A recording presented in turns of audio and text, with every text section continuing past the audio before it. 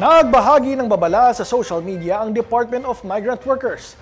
Ayon sa advisory, pinag-iingat ang ating mga kababayan sa Israel dahil maaaring magpakawala ng missile ang grupong Hezbollah.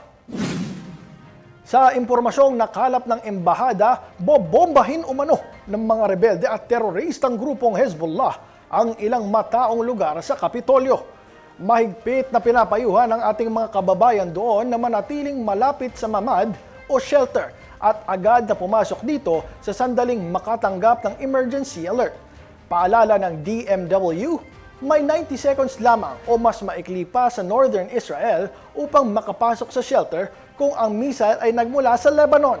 Samantala, inanunsyo naman ng Philippine National Oil Co-Exploration Corp na planong bumili ng 2 milyong bariles ng langis ang Pilipinas mula sa pandaigdigang merkado bilang precautionary measure.